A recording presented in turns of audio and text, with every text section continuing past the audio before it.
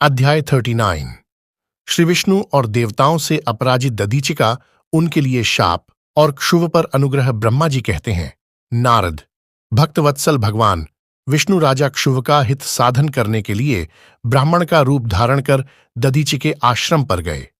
वहां उन जगद्गुरु श्रीहरि ने शिवभक्त शिरोमणि ब्रह्मर्षि दधीचि को प्रणाम करके क्षुव के कार्य की सिद्धि के लिए उद्यत हो उनसे यह बात कही। श्री विष्णु बोले, भगवान शिव की आराधना में तत्पर रहने वाले अविनाशी ब्रह्मर्षि दधीचि, मैं तुमसे एक वर मांगता हूं, उसे तुम मुझे दे दो। क्षुव के कार्य की सिद्धि चाहने वाले देवाधिदेव श्रीहरि के इस प्रकार याचना करने पर शैव शिरोमणि दधीचि ने शीघ्र ही भगवान विष्णु से इस प्रकार कहा। दधीचि बोले, ब्राह्मण, आप क्या चाहते हैं, यह मुझे ज्ञात हो गया। आप क्षुव का काम बनाने के लिए साक्षात भगवान श्रीहरि ही ब्राह्मण का रूप धारण करके यहां आए हैं। इसमें संदेह नहीं कि आप पूरे मायावी हैं, किंतु देवेश जनार्दन, मुझे भगवान रुद्र की कृपा से भूत, भविष्य और वर्तमान तीनों कालों का ज्ञान सदा ही बना रहता है। सुव्रत, मैं आपको जानता हूं, आप पापहारी श्रीहरि एवं विष्णु हैं। ये ब्राह्मण का वेश छोड़िए। दुष्ट बुद्धि वाले राजा क्षुव ने आपकी आराधना की है, इसीलिए आप पधारे हैं। भगवन, हरे, आपकी भक्तवत्सलता को भी मैं जानता हूं। ये छल छोड़िए, अपने रूप को ग्रहण कीजिए और भगवान शंकर के स्मरण में मन लगाइए। मैं भगवान शंकर की आराधना में लगा रहता हूं। ऐसी दशा में भी यदि मुझसे किसी को भय हो तो आप उसे यत्नपूर्वक सत्य की शपथ के साथ कहिए। मेरा मन शिव के स्मरण में ही लगा रहता है, मैं कभी झूठ नहीं बोलता।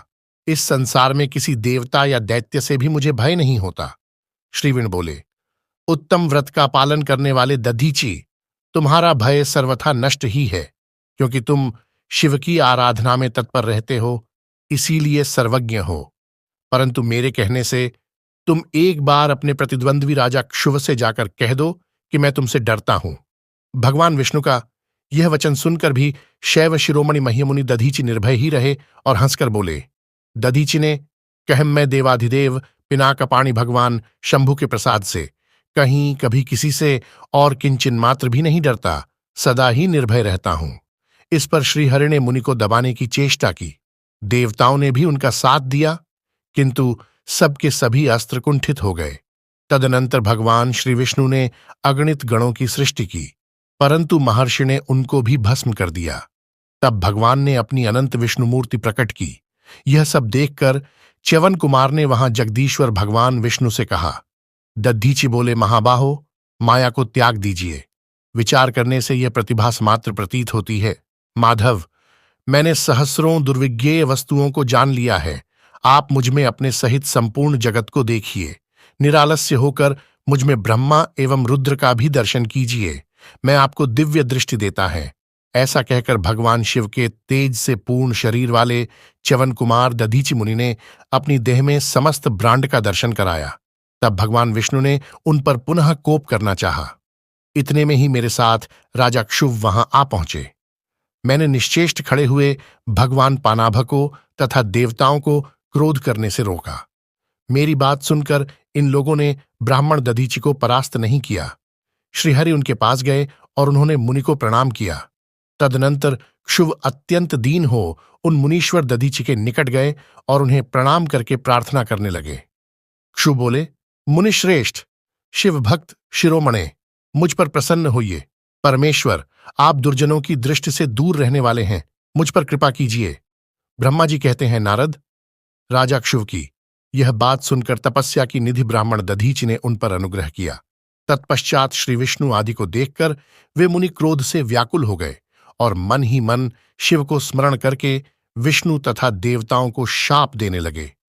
दधीचि ने कहा, देवराज, इंद्र सहित देवताओं और मुनीश्वरों, तुम लोग रुद्र की क्रोधाग्नि से श्री विष्णु तथा अपने गणों सहित पराजित और ध्वस्त हो जाओ। देवताओं को इस तरह शाप दे क्षुव की और देखकर देवताओं और राजाओं के पूजनीय द्विजश्रेष्ठ दधीचि ने कहा, राजेंद्र, ब्राह्मण ही बली और प्रभावशाली होते हैं। ऐसा स्पष्ट रूप से कहकर ब्राह्मण दधीचि अपने आश्रम में प्रविष्ट हो गए। फिर दधीचि को नमस्कार मात्र करके क्षुव अपने घर चले गए। तत्पश्चात भगवान विष्णु देवताओं के साथ जैसे आए थे उसी तरह अपने वैकुंठ लोक को लौट गए। इस प्रकार वह स्थान स्थानेश्वर नामक तीर्थ के रूप में प्रसिद्ध हो गया। स्थानेश्वर की यात्रा करके मनुष्य शिव का सायुज्य प्राप्त कर लेता है। तात मैंने तुम्हें संक्षेप से क्षुव और दधीचि के विवाद की कथा सुनाई और भगवान शंकर को छोड़कर केवल ब्रह्मा और विष्णु को ही जो शाप प्राप्त हुआ उसका भी वर्णन किया। जो क्षुव और दधीचि के विवाद संबंधी इस प्रसंग का नित्य पाठ करता है वह अपमृत्यु को जीतकर देहत्याग के पश्चात ब्रह्मलोक में जाता है। जो इसका पाठ करके रणभूमि में प्रवेश करता है उसे कभी मृत्यु का भय नहीं होता तथा वह निश्चय ही विजयी होता है। नमः शिवाय।